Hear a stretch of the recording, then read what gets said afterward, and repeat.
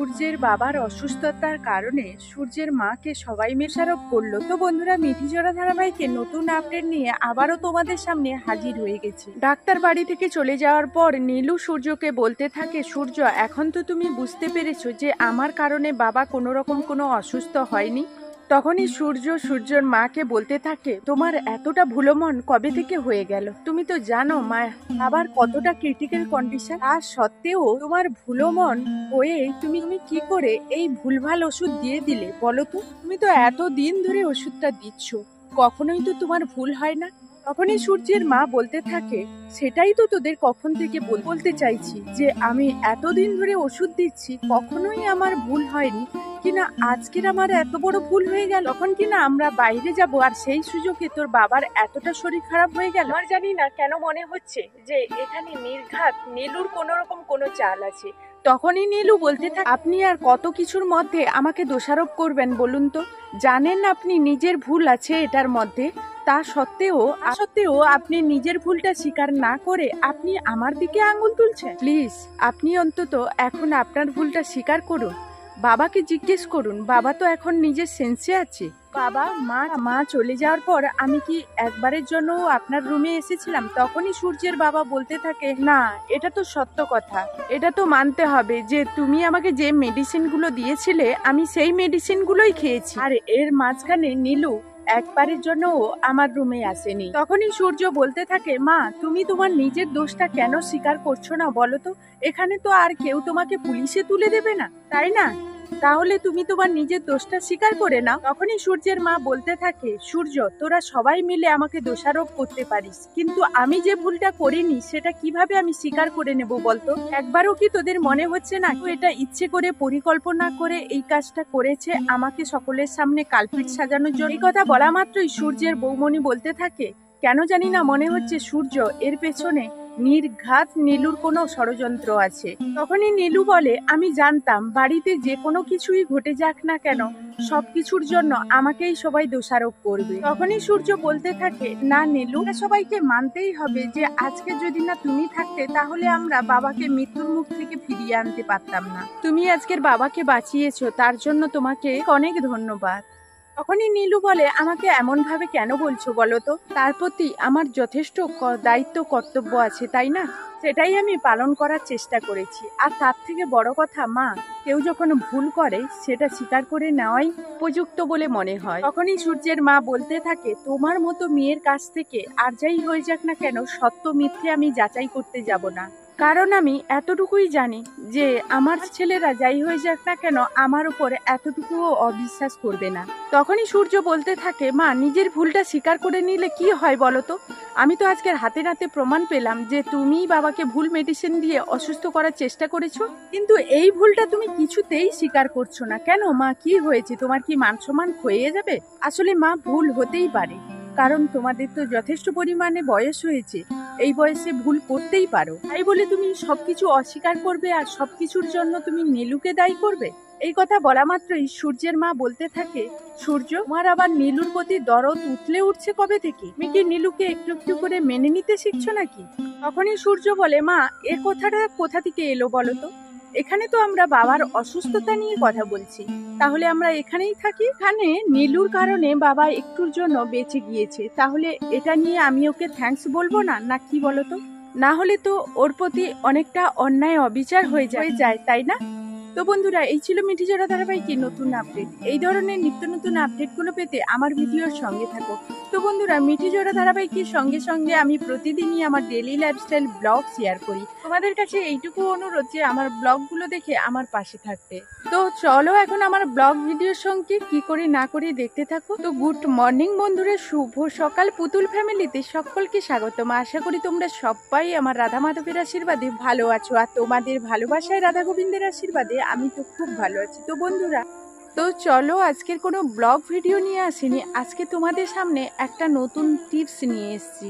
কাঁসা পিতল কিভাবে খুব সহজে 2 মিনিটের মধ্যে পরিষ্কার করে নিতে পারবো, চকচকে ঝকঝকে করে নিতে পারবো।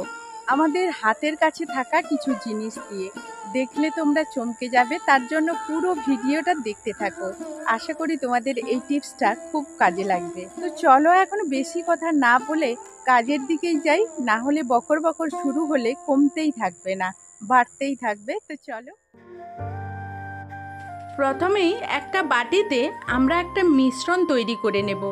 যেই মিশ্রণটা আমি তোমাদের ভিডিওর কোনো এক জায়গায় বলে দেব যে এতে কি কি দিয়েছি। তো এই মিশ্রণটা কাঁসা আর পেতলের জিনিসগুলোকে 2 মিনিটের মধ্যে একবারে ঝকঝকে চকচকে করে তুলবে নতুনের মতো। তো বন্ধুরা, তার জন্য আমি এই মিশ্রণটা করে নিচ্ছি। আর এই মিশ্রণটা শুধু যে ঝকঝকে চকচকে করে নেবে সেটাই বলছি তোমাদের, কিন্তু এটা তোমরা একটা জাদু মিশ্রণ বলতে পারো কাঁসা পেতল পরিষ্কার করার জন্য। তো চলো এখন। এখানে আমি 3টে কাঁসার থালা নিয়ে নিয়েছি এবং থালাগুলো ব্যবহার করতে করতে কতটা নোংরা হয়ে গেছে দেখো, একটা স্পট পড়ে গেছে। তো ওই স্পটটা তোলার জন্য আমি কিন্তু আজকের এই মিশ্রণটা তৈরি করেছি। তো দেখো এই মিশ্রণটা আমি ঠিক কিভাবে লাগিয়ে নেব। তোমাদের আরও একটা কথা বলি, এখানে কিন্তু কোনো রকম ঘষা মাজা না করেই মাত্র 2 মিনিটের মধ্যে কিভাবে কাঁসার থালা আমরা ঝকঝকে চকচকে করে নিই। আমি চলে এসেছি। আজকের এই থালাগুলো বাড়িতে সেরকম ব্যবহার হয় না, এক সাইডে পড়ে থাকে। তো ভাবলাম কি এটা একটু পরিষ্কার করে নিই, তার জন্যই আজকে চলে এসেছি, তোমাদের সঙ্গেও শেয়ার করি সেটাই ভেবে চলে এসেছি। তো মিশ্রণটাকে ঠিক এইভাবে আমরা লাগিয়ে নেব। আর বন্ধুরা, তোমরা দেখতেই পাচ্ছ ঠিক আঙুলটা সরিয়ে নিলে আগের থেকে কতটা ক্লিয়ার পরিষ্কার লাগছে তবুও। আর এই প্রলেপটা কিন্তু একটু মোটা করে দেবে, তাহলে কিন্তু ঘষতে মাজতে হবে না। তো এই প্রলেপগুলো আমি সবগুলো থালাতে এরকম করে লাগিয়ে নেব। তো খুব ভালো করে এবং মোটা করে আমি লাগিয়ে নেব। লাগিয়ে নেওয়ার পর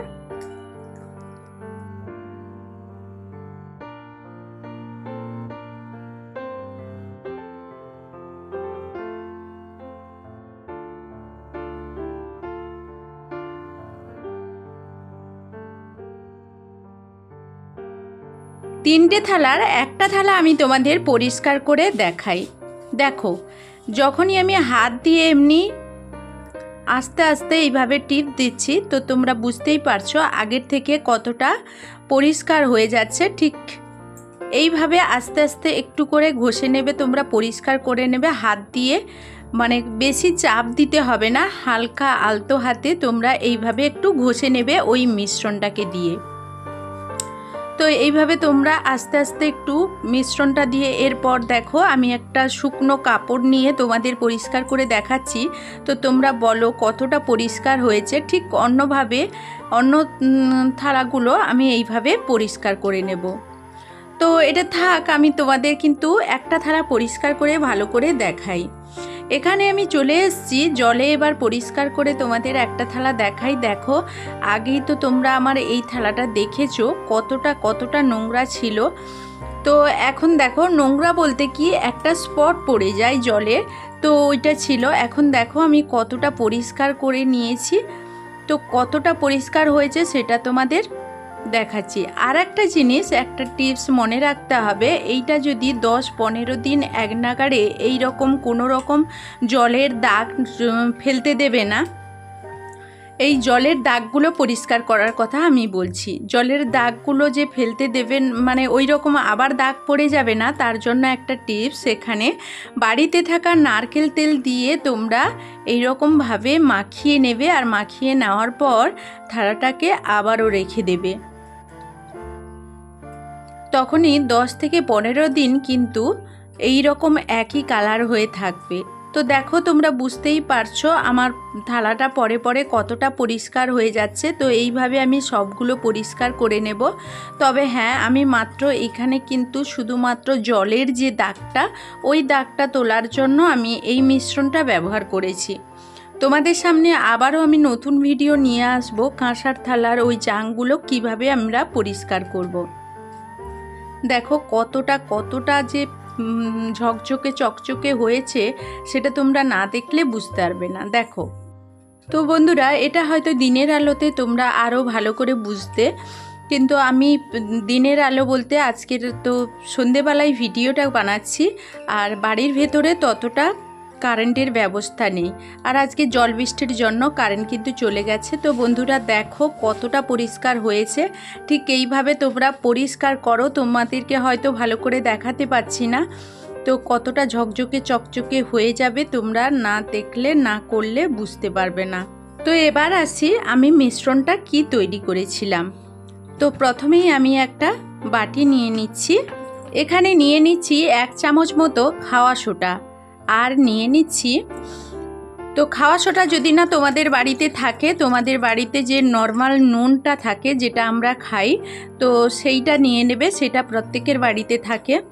আর এখানে নিয়ে নিচ্ছি টক দই। তো টক দই তোমাদের বাড়িতে যে নষ্ট হয়ে যাওয়া দইও তোমরা ব্যবহার করতে পারো। তো আমি 1 চামচ খাওয়া সোডার সঙ্গে আমি নিলাম 3 চামচ টক দই, আর এর সঙ্গে আরও একটা জিনিস নেব, সেটা হলো হলুদ। তো বন্ধুরা, হলুদটা আমাদের কাঁসা পিতল জিনিস পরিষ্কার করার জন্য খুবই কাজে লাগে। তো এই মিশ্রণটা আমি খুব ভালোভাবে মিক্সড করে নেব। তো বন্ধুরা, এইভাবে মিক্সড করে তোমরা দেখবে অনেক অনেক ভালো লাগবে, এই টিপসটা অনেক কাজে আসবে তোমাদের। তো যাই হোক বন্ধুরা, ভিডিওটা এই পর্যন্ত, ফিরে আসবো নতুন ভিডিওয়। ততক্ষণ সবাই সবার পরিবারকে নিয়ে ভালো থাকবে, সুস্থ থাকবে।